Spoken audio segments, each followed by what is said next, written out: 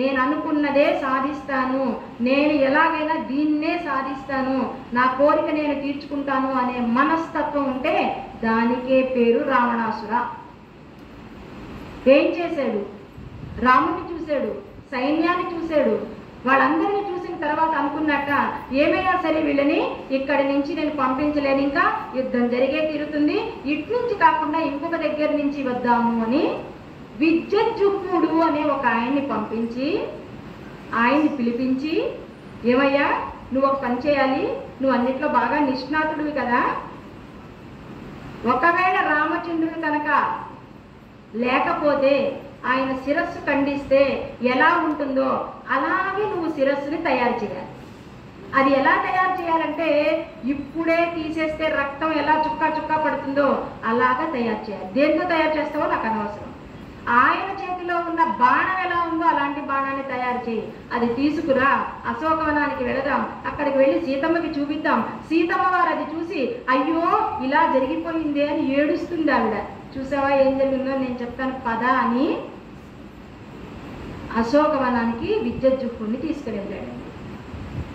అక్కడ సీతమ్మ వారితో చెప్పేట, నువ్వేమన్నావు, నా రాముడు వస్తాడు వస్తాడు అన్నావు కదా, వచ్చాడు, అదిగో అక్కడ సువేల అనే ఒక పర్వతం మీద ఉన్నాడు, అక్కడి నుంచి మన వాళ్ళు చూశారు, మన ప్రహస్తుడు వెళ్ళాడు అక్కడికి, సైన్యం అంతా వెళ్ళింది, ఆ సైన్యం అంతా వెళ్ళి చూసరికి చుట్టూ వానరులు పడుకున్నారు, ఆ వానరుల మధ్యలో రాముడు లక్ష్మణుడు పడుకున్నారు, మా ప్రహస్తుడికి ఒళ్ళు మండిపోయింది, అయ్యో మా రాజుకి ఇంత కష్టం కలిగిస్తావా అని ఒక్క వేటు వేసేసరికి రాముడు తల తెగిపోయింది తెలుసా.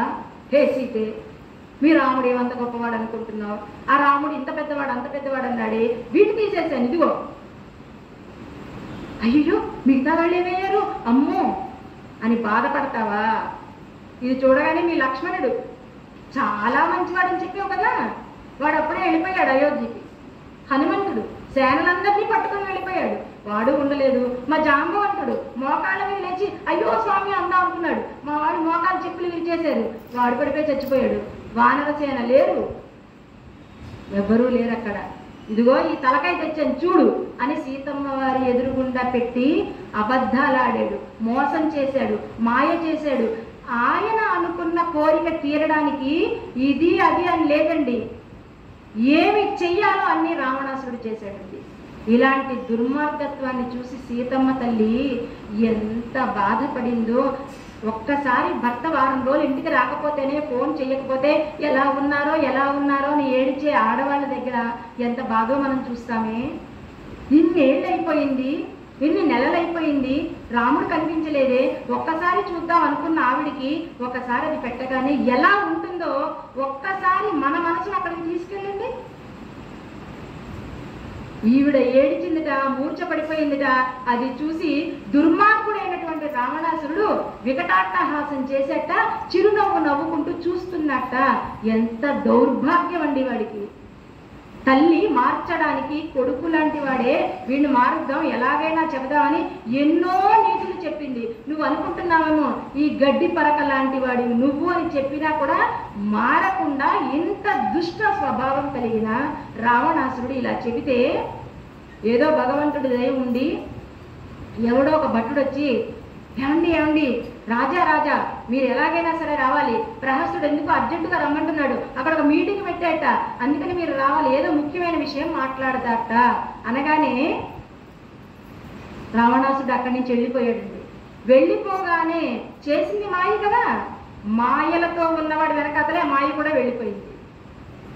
సీతమ్మ తల్లి పాపం ఇంకా మూర్ఛలోంచి లేవలేదు, కళ్ళు మూసుకుని ఏడుస్తోందిట.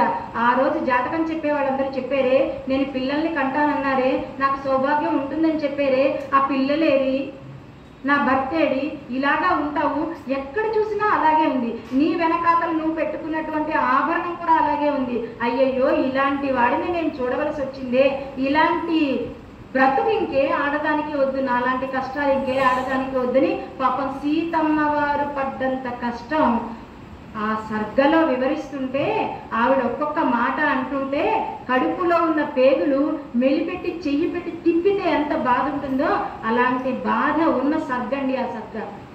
పాపం ఎంత కష్టపడుతుంటే భగవంతుడు ఎప్పుడు చూడ, మనం ఏదైనా పని చేసాం అనుకోండి, చేస్తున్న వాళ్ళని చూస్తే మనం చూడలేము, వాళ్ళకి ఎక్కడ పేరు వచ్చేస్తుందో, ఎక్కడ ఏమైపోతుందో అని పక్క వాళ్ళు వచ్చి పొడుస్తూ ఉండే మనుషులు ఉంటారు కదా, వాళ్ళు కూడా రావణాసుడి దగ్గర ఉన్న అసుర శక్తులు లాంటి వాళ్ళు. కానీ విభీషణుడు వెళ్ళిపోతున్నప్పుడు ఆయన ఒక్కడే రాముడి దగ్గరికి వెళ్ళాడు. కానీ విభీషణుడు తన దగ్గర ఉన్న తన భార్య సరమ, తన చెల్లి త్రిజట, వీళ్ళిద్దరిని కూడా ఇక్కడే ఉంచారు. చెట్టు వెనకాతల నుంచి మాయ రూపంలో త్రిజట సరమ చూస్తోందిటండి. చూసి, ఓరు దుర్మార్గుడా, ఎంత మాటలు మాట్లాడతావురా, ఒక్క ఆడదాన్ని పట్టుకుని, ఈ ఉసురు నీకుండి నీ వంశం అంతా నాశనం అయిపోదురా, ఇలాంటి మాటలు మాట్లాడతావా అని ఆయన వెళ్ళిపోగానే ఒక్కసారి సీతమ్మ వారి దగ్గరికి వచ్చి సీతమ్మతో చెప్తుందట, అమ్మా అవన్నీ నమ్మేశావా నువ్వు? నిజంగా నమ్మేటట్టే ఉన్నాయా? ఏంటి రాముడు నిద్రపోతాడా? అసలు రాముడికి నిద్ర వస్తుందా నువ్వు లేకుండా? అంతమంది సైన్యానికి భోజనం పెట్టకుండా పడుకుంటాడా? మీ ఇంటికి పెళ్లివారంతా వస్తుంటే మీరు హాయిగా పడుకుంటారా? నాన్నగారు పడుకోండి, నాన్నగారు పడుకోండి అని పిల్లలు అంటున్నా, ఉండమ్మా పెళ్లివారు వచ్చేస్తారు, ఏం కావాలో చూసుకోవద్దా అని నిద్ర మనకే పట్టదే. కొన్ని కోట్ల, కొన్ని వేల లక్షల కోట్ల మందిని తీసుకొచ్చారే, వాళ్ళందరినీ ఉంచుకొని ఎలా పడుకుండిపోతాడు రాముడు నువ్వు అనుకుంటున్నావు? నీ దుఃఖభారం వల్ల నువ్వు అవన్నీ నమ్మేశావు, కానీ నమ్మడానికి సఖ్యంగా లేవు తల్లి. నేను చూశాను, నాకు రాత్రిపూట ఎవ్వరికి కనపడకుండా తిరిగేలాంటి ఒక శక్తి ఉంది. నేను వెళ్ళి చూస్తే చక్కగా రాముడు వాళ్ళందరినీ కూర్చోబెట్టుకొని మాట్లాడుతూ హాయిగా ఉన్నారమ్మా, నేను అవన్నీ చూశాను అని చెప్పిందట సరమ. కష్టంలో ఉన్నవాడి దగ్గరికి వెళ్ళి, మీరు వాళ్ళు శుభంలో ఉన్నప్పుడు శుభకార్యాలు చేసుకుంటున్నప్పుడు వెళ్ళకపోయినా పర్లేదండి, ఎవరేమనుకోరు. మీరు ఇచ్చే గిఫ్ట్ని, మీరు చేసే భోజనాన్ని చేసేడే లేదా ఇచ్చేడే లేదా చూడరు. మనం ఎప్పుడు వెళ్ళాలట? ఎవరైనా ఒక బాధలో ఉన్నప్పుడు, వాళ్ళకి ఏదైనా ఒంట్లో బాగోకో లేకపోతే ఇంట్లో బాగోకో ఏదైనా కష్టం వస్తే భుజం తట్టి నీకు నేనున్నానురా అని చెప్పే ఒక్క మాట చాలండి వాళ్ళని ఆనందంగా ఉంచడానికి. అలాంటి మాట మాట్లాడాలి అని చెప్పే ఒక సన్నివేశాన్ని మనకి చూపించడానికి పాత్ర అనకూడదండి. పాత్ర అంటే లేని వాళ్ళని చూపించేది పాత్ర. ఇది పాత్ర అంటే సినిమాల్లో వేసే పాత్రలు లాంటి పాత్రలు కాదు, ఇది సజీవంగా జరిగిన చరిత్ర. సరమ అనే ఆవిడ ఉంది, ఆవిడే సీతమ్మతో మాట్లాడింది, నువ్వేం భయపడకు, ఎక్కడేం జరుగుతుందో నేను అన్నీ చూశాను, నేను చెబుతాను. ఇప్పుడు రావణాసురుడు వెళ్ళాడు కదా, మీటింగ్ పెట్టుకున్నాడు కదా, ఆ మీటింగ్లో ఏం మాట్లాడుతున్నాడో మళ్ళీ నీకు వచ్చి చెప్తానులే అని పైకి వెళ్ళి చూసింది. అక్కడ కౌశికి అని ఒక ఆవిడ ఉంది, అవిరుద్ధుడు అనే ఒక ఆయన ఉన్నాడు, ఒక వృద్ధ మంత్రి ఆయన. ఈవిడెవరు? ఆ రావణాసురుడి తల్లి.